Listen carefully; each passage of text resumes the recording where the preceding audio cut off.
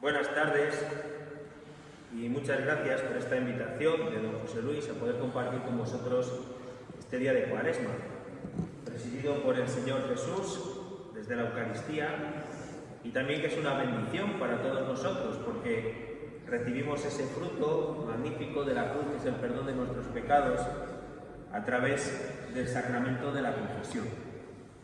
Y lo hacemos en un viernes, que es el día en que cada semana la liturgia nos invita a mirar al Calvario, a recordar por la tarde, a la hora de nona, esa pasión de Cristo en la cruz. Y más siendo un viernes de Cuaresma, es un día muy apropiado para que meditemos la pasión del Señor. De hecho, lo hacemos de manera sencilla, con esa tradición de rezar el Vía Crucis. Y por eso tendríamos que recordar lo que significa meditar.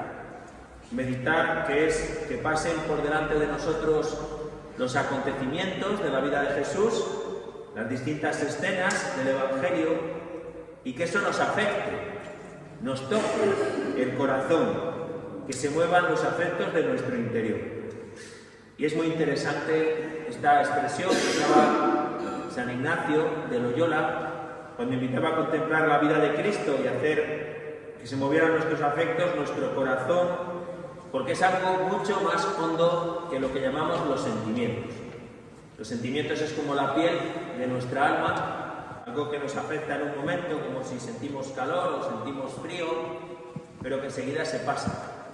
De hecho, lamentablemente, estamos demasiado acostumbrados a que cada día en el telediario veamos imágenes que son verdaderas. Vemos los niños que mueren de hambre, o los que están sufriendo una guerra, las personas a las que ha afectado una catástrofe. Lo vemos, pero seguimos comiendo. Es una cosa que nos provoca un sentimiento, pero es algo superficial. Decimos hay que ver cómo lo siento y enseguida continuamos a otra cosa.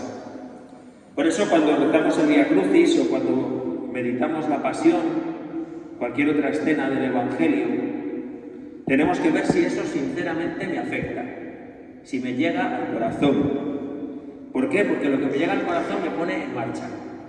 Porque qué diferente es cuando nos dan la noticia que uno de lo que decimos de los nuestros, nuestro hijo, nuestro hermano, nuestro vecino, nuestro esposo, tiene un dolor, una desgracia, y eso nos pone en movimiento, nos moviliza para ayudarle. Porque cuando algo afecta al corazón, no solamente es algo más hondo que el sentimiento, sino que moviliza nuestro ser y no nos lo podemos quitar de la cabeza, no podemos olvidarlo hasta que no intentamos hacer todo lo que podemos en favor de esa persona. Por eso os invito a que al acercarnos esta tarde de un viernes de Cuaresma a la pasión de Cristo, pidamos al Espíritu Santo que mueva nuestros corazones, que le pidamos que nos llegue a lo profundo y que no seamos indiferentes, que pidamos que cerremos el paraguas con el que muchas veces somos indiferentes a la palabra de Dios, que dice el profeta Isaías que es como una lluvia fina, pero si estamos con paraguas no cala en nosotros. Fijaros si nuestro pueblo no dice como oír llover, y dice también con el mismo descaro como si dijeran misa, que es eso no me va a afectar. Por eso le pedimos al Señor que mueva nuestro corazón y que nos quite ese diablejo que es la rutina. La rutina es, ya me lo sé, ya lo he oído muchas veces, ya sé cómo murió Cristo, he visto un montón de crucificados en mi vida, he visto procesiones, hasta he visto películas en la tele que reproducen la pasión de Cristo, y lamentablemente podemos decir que nos hemos acostumbrado. Por eso os invito a que invoquemos al Espíritu Santo recitando juntos una oración que a lo mejor no sabemos de memoria, que es un viejo soneto que habla precisamente de cómo nos afecta al corazón, cómo mueve el corazón la pasión de Cristo. Yo os lo voy a ir diciendo y vosotros repetís a continuación conmigo cada uno de los versos. No me mueve mi Dios para quererte el cielo que me tienes prometido. Todos.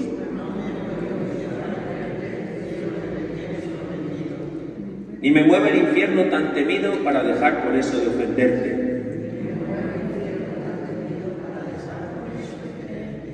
Tú me mueves, Señor, muéveme el verte. Clavado en una cruz y escarnecido. Muéveme ver tu cuerpo tan herido. Muéveme tus afrentas y tu muerte. Muéveme en fin tu amor y en tal manera que aunque no hubiera cielo yo te amara,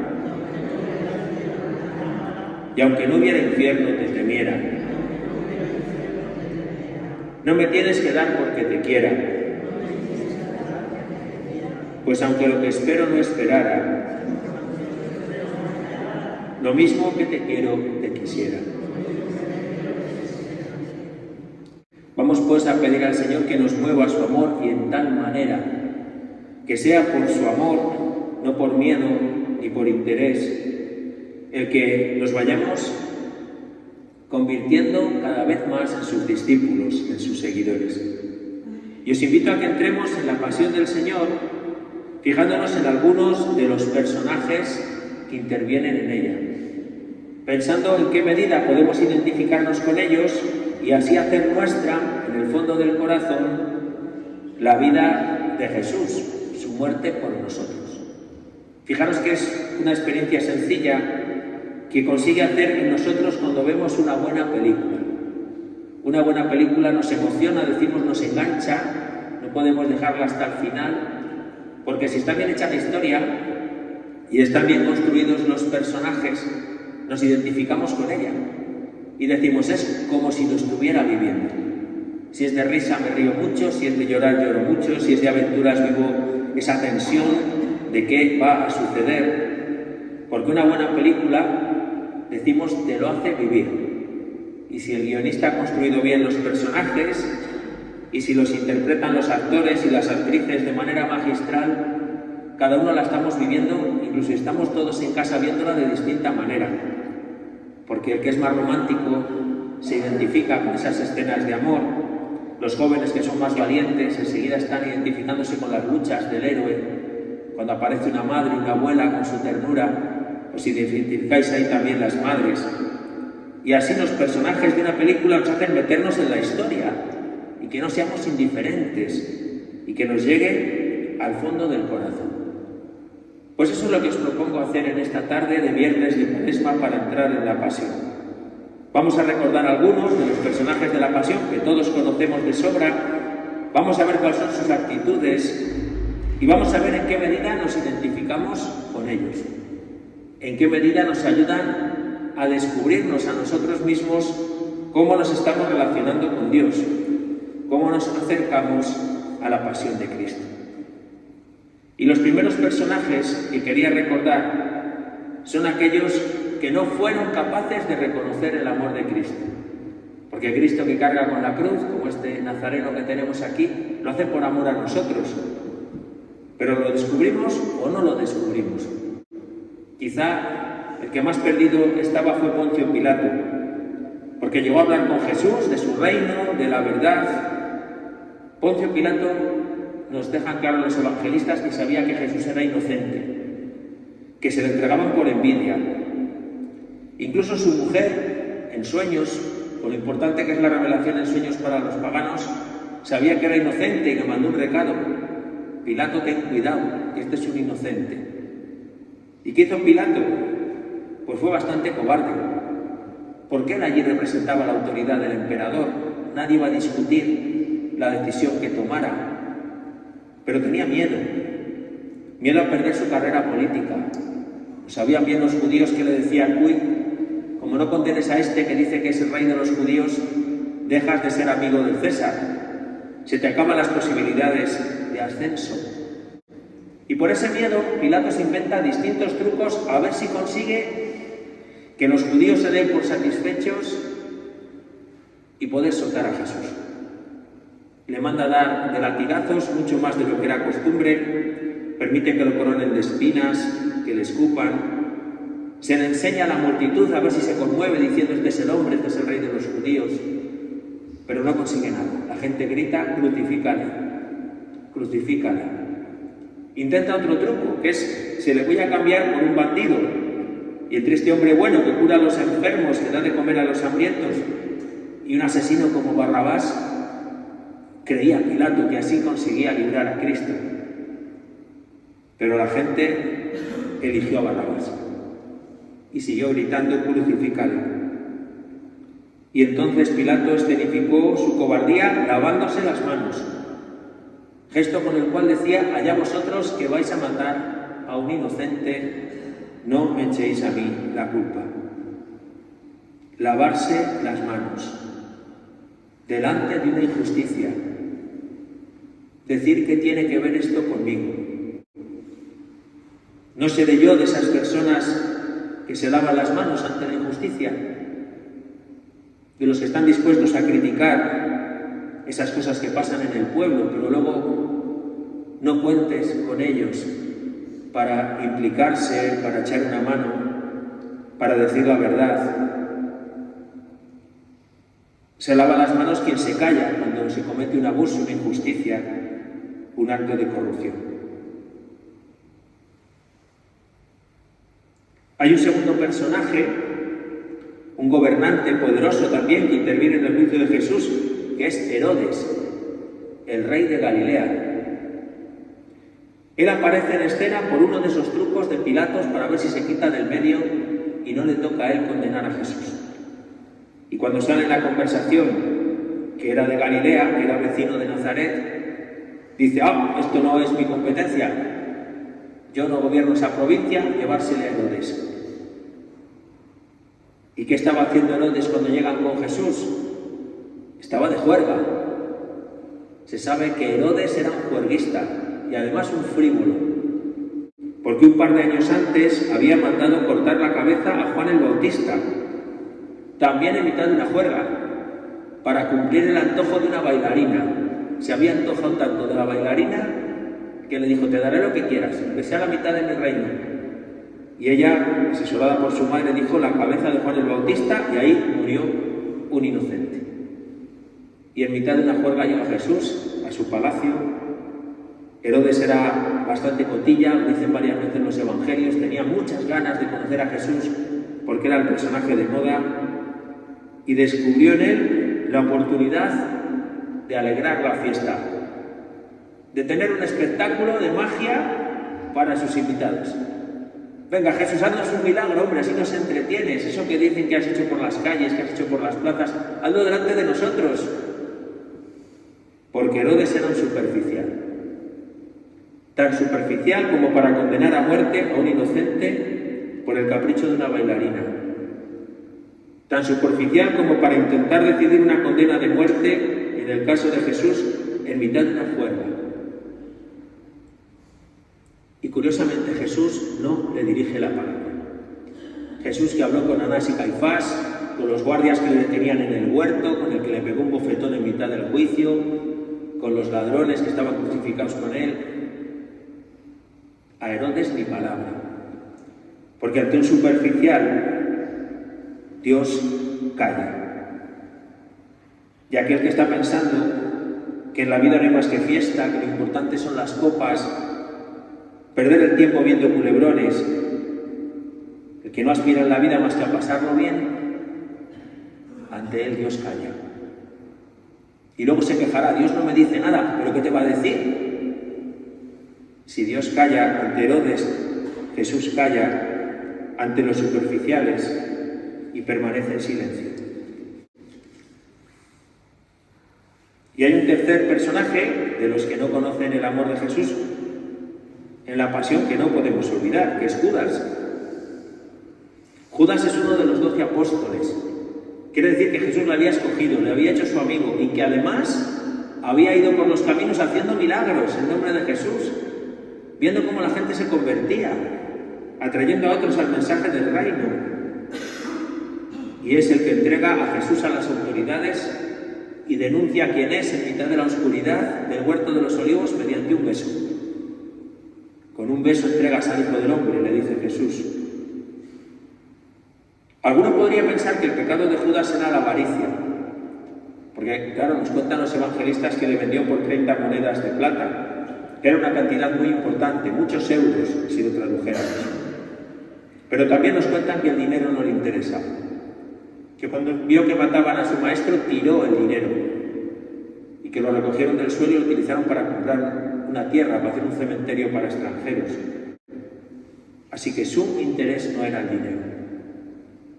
Se ha pensado mucho sobre qué movió a Judas a entregar a su maestro. Y una conclusión que se ha llegado es que seguramente era de los más listos y mejor preparados en el grupo de los 12. Que era de la máxima confianza de Jesús, tanta confianza como para dejarle el dinero y encargarle de un asunto tan delicado. Y posiblemente ser tan listo, tan preparado, la confianza de Jesús de manejar el dinero, le hizo pensar más que los demás discípulos que iba a ser alguien muy importante en el reino de Dios. Que ya sabemos que los discípulos iban discutiendo quién es el más importante en el reino, que Santiago y Juan, hijos de Zebedeo, fueron allí con su madre a pedir los primeros puestos. Y entonces Judas iba pensando, como los demás, en llegar a Jerusalén para que Jesús estableciera su reino. Y parece ser que lo que intentaba era obligar a Jesús a hacer una demostración de fuerza. Que si iban los guardias contra él, intentaban detenerle, entonces sí, el Padre iba a enviar una legión de ángeles para vencer al ejército y quedarse con el poder. Y esa era la ocasión de Judas, convertirse en gobernador junto a Jesús. Pero mira por donde Jesús le defraudó. No se defendió, mandó guardar la espada. Dijo: mi Padre no va a mandar una legión de ángeles. Y aceptó manso como un cordero renunciar a la violencia y dar la vida en la cruz perdonando a quienes le mataban. Menudo chasco. Un tipo tan listo como Judas, y resulta que Jesús no seguía sus planes, que Jesús no tenía lógica, no se enfrentaba a las autoridades, no quería ser rey, quedarse con el poder. Y entonces este error de cálculo de Judas provocó lo contrario, la muerte del Maestro en la cruz. Y Judas no entendía nada. Entonces pensó que Dios le había defraudado, que le había dado gato por liebre, que él pensaba que iba a tener un reino y resulta que moría perdonando en una cruz. Judas representa a aquellos a los que Dios defrauda, porque tienen otro plan. Le han pedido a Dios que haga esto y lo otro, como se le manda a un criado, y Dios tiene sus propios planes. Y entonces desesperan porque las cosas no son como ellos piensan que deben de ser.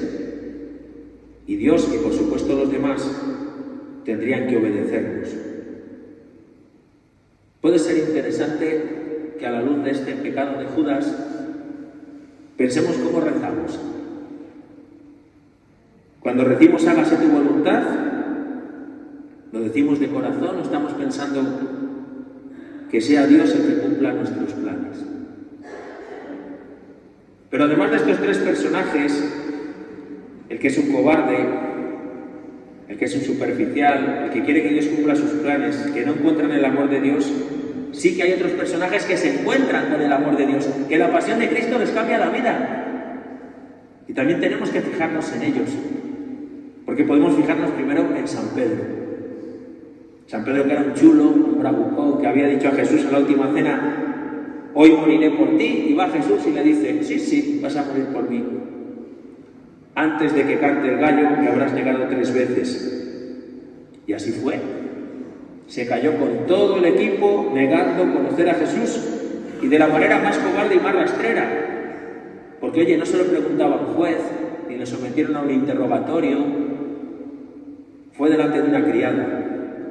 Simplemente le reconoció por su acento, le dijo: hablas con acento de Galilea, tienes que ser discípulo de él. Y Pedro dijo: ni hablar, yo a ese no le conozco. 3 veces dijo: no le conozco. Y entonces cantó el gallo. Y cantó el gallo y recordó las palabras de Jesús y lloró amargamente. Lloró de todo corazón, muy arrepentido de haber sido un cobarde, de haber negado al amigo. Y en esas lágrimas conoció el amor de Jesús. Conoció su misericordia y su perdón. Las lágrimas de San Pedro son signo del dolor, de los pecados y del arrepentimiento. y es la forma de acercarnos a conocer el amor de Jesús. En nuestra oración cada noche somos invitados a dar gracias por el día y al pedir perdón por nuestros pequeños y grandes pecados de ese día. Cuando nos confesamos, como estamos haciendo esta tarde, experimentamos esa misericordia, esa mirada de Jesús a Simón, que primero le convirtió en Pedro, piedra de la iglesia, y después en San Pedro, pecador arrepentido, dispuesto a dar la vida por agradecimiento al Maestro. Y hay un segundo personaje que entre el grupo de los discípulos representa la valentía, que es Santa María Magdalena. Ya llevamos dos que empezamos diciendo San, y buenas piezas los dos. Pedro, que negó al Maestro, y María Magdalena, de la que dice el evangelista que había echado Jesús 7 demonios, o que según la tradición es aquella mujer que se echó a los pies de Jesús y se puso a llorar sus pecados y a lavarle los pies con lágrimas y con perfume, y que Jesús dijo a los que estaban allí presentes: a quien mucho se le perdona, mucho ama. Pues esta mujer, tan consciente de todo lo que Jesús le había perdonado, fue tan valiente como para estar al pie de la cruz. Su amor a Jesús, su agradecimiento por todo lo que le había perdonado, fue tan grande que venció al miedo de estar junto a la cruz de un ajusticiado, para estar con Jesús en su mayor derrota, en su mayor fracaso, cuando todos los discípulos abandonaron. Venció el miedo para ser la primera, para salir al amanecer e ir al sepulcro. Y por eso fue la que encontró el sepulcro vacío. La primera a la que se apareció Jesús resucitado y la convirtió en apóstol. Porque la liturgia la celebra como la apóstol de los apóstoles, la que anunció la resurrección a los que tenían que anunciarlo al mundo entero. Y lloraba amargamente porque no encontraba el cuerpo de su Maestro, y Jesús la dijo María y cayó a sus pies y se convirtió en testigo de la resurrección. Esta experiencia de perdón y de liberación que vive María Magdalena es fuente de su amor agradecido y valiente a Cristo.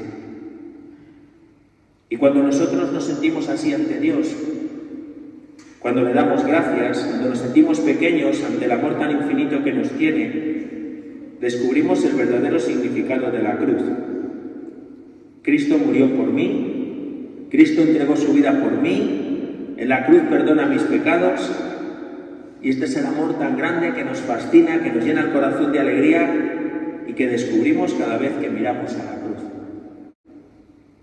Y ya para terminar, no podemos olvidar, ya que tenemos que seleccionar unos pocos personajes, a San Dimas, más conocido como el buen ladrón. Es uno de los delincuentes que crucificaron junto a Jesús. Aquel que en vez de insultar a Cristo, mandó callar a su compañero.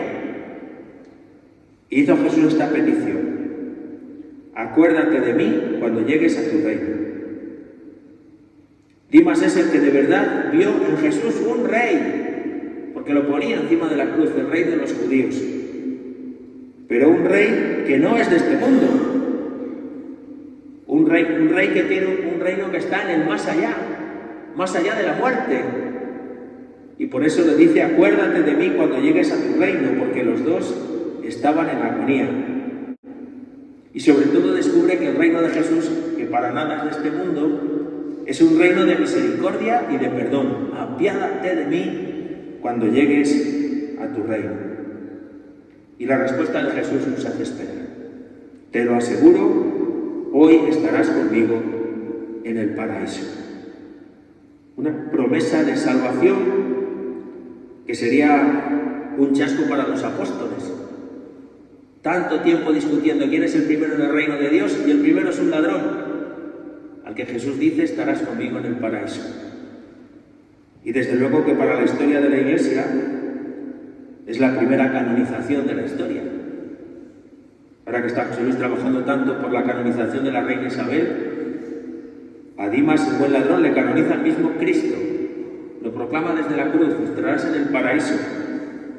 Con lo cual podemos estar seguros que es beato, que es santo, que está en la gloria del Padre. Dimas, el ladrón, es el que entiende de verdad que Jesús es el Mesías, el Cristo.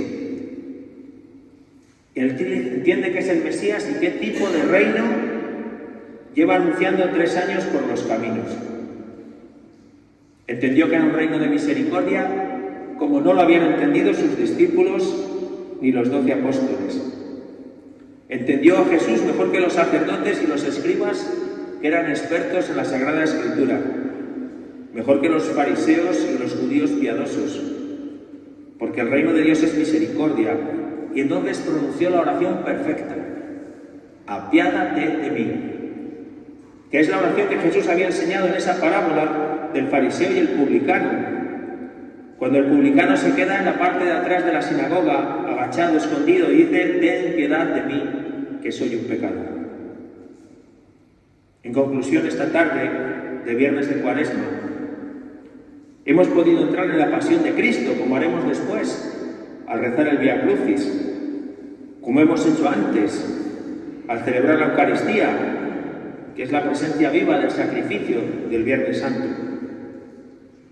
Y hemos podido acercarnos a ella a través de estos personajes, para ver si en nosotros hay algo de esa cobardía de Pilato, de esa superficialidad de Herodes, de ese deseo de imponer a Dios nuestras ideas y planes como Judas. Porque lo que descubramos de eso es una luz que nos da el Espíritu Santo, porque solo el Espíritu Santo nos ayuda a hacer examen de conciencia, a no decir lo robo, no mato, sino a profundizar más para purificar nuestro corazón y ver si hay algo de esto. Y también el Espíritu Santo, que nos hace contemplar la pasión, nos concede ese don de las lágrimas y del arrepentimiento, del segundo grupo de personajes. Unas lágrimas que nos abren las puertas de la conversión, a descubrir nuestra pequeñez como lo que conmueve al Padre. Igual que os conmovéis los abuelos, solo con ver a los nietos, así se conmueve el Señor cuando nos ve pequeños y pecadores. Hoy podemos ser Pedro, podemos ser Magdalena, podemos ser Dimas.